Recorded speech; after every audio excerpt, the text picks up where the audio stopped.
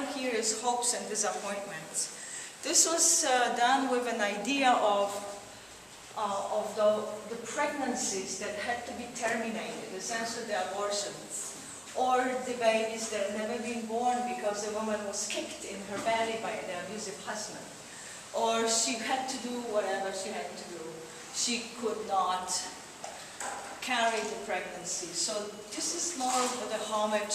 The quilt is of a size and the shape of a baby quilt. So that makes the technique or the physical reference to babies. And as I was thinking and talking to women about their abortions and their stories with the babies they lost, there is so much I focused on the idea of there is hopes with every pregnancy, an expectation. There is a bundle of hopes of what this baby can be. And so I thought this is those hopes that everybody had, that they had, and those disappointments because they're not going to have them to be fulfilled, and they terminated and they lost them. So it's kind of homage to this. Those situations. This one is about, it says bruised but alive, and this one is her cathedral. The cathedral has the same similar reference to the Hercules and the hero of the supported, but I wanted this time to put women into the more of a religious setting or elevated setting, maybe not so much religious, but the idea of a cathedral. The house can be a cathedral. So whatever we create it can be as magnificent as the cathedral. So I kind of only get some arches going on here, very simple.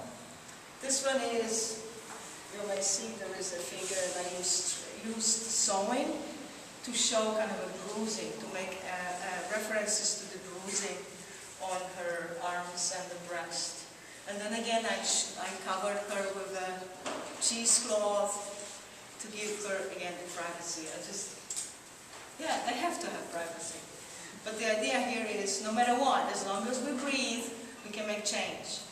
That's, as long as I'm here, I can do something, I can fight, that's good. That's already a good starting point. There's nothing we can do when we're dead, we don't breathe. As long as I breathe, a lot is possible. So that was kind of a hoping. This one, we're going to switch much to this one is about feeling trapped. It's the title is No Exit. So I put her kind of upside down, like being put in the bed in this kind of a tunnel, the white thing, with the hands, with the head going down. So the idea was, that's how it feels when we have no exit. Again, it's not a description of it, but rather how it may feel to have no exit. And then I played on the idea, on the word, the panel on the word despair. On one hand, if you put together, this could be despair, but the spelling is not right. It's like she's like a spare part. Doesn't matter, irrelevant, she does not exist, kind of thing. This one is called Abduction, so it is about rape. But the idea was to have it like a figure from behind, because I didn't know how to handle it without being gross. It's a difficult concept to. So this is how I did it. But also make the references of this abduction by aliens, the anal probing thing. So I figured I'll just yank it together and make it this.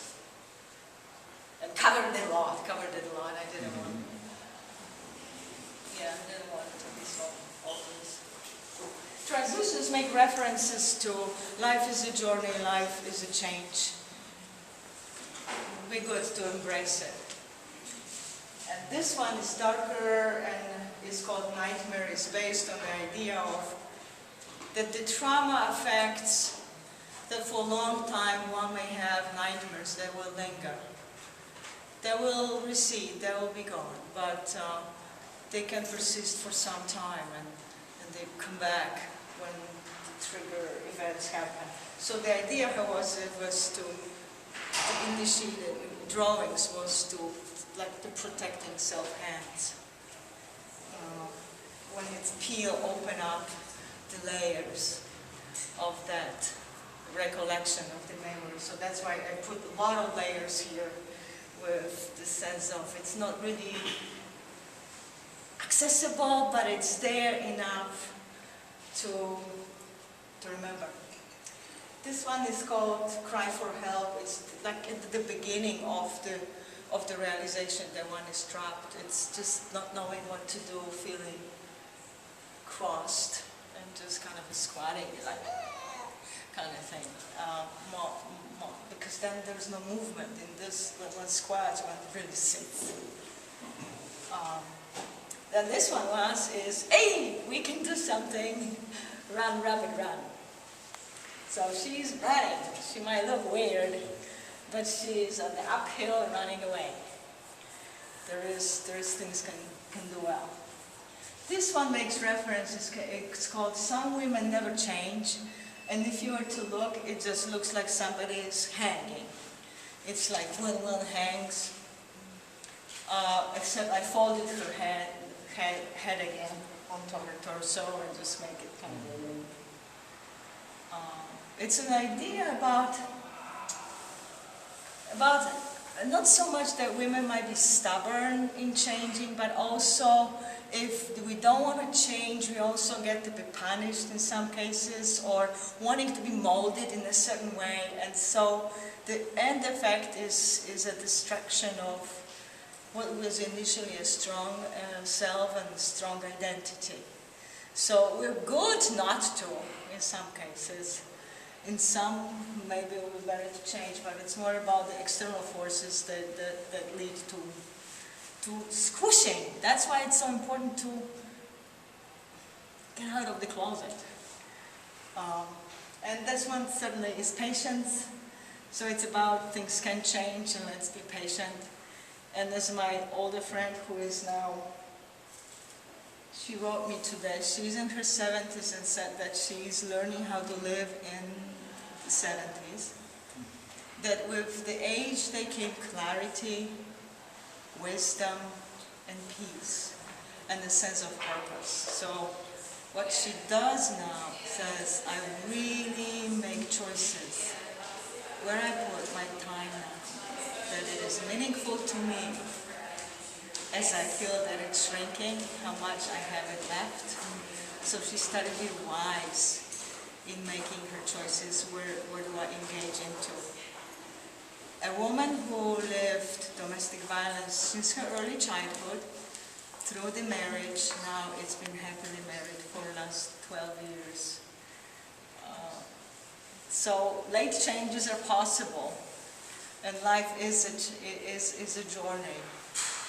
So I wanted to be very optimistic at the end, because I am certainly not an unhappy person. Even though I had those experiences, I think they cooked pretty well because of that. So I thank you, and I leave you with the works.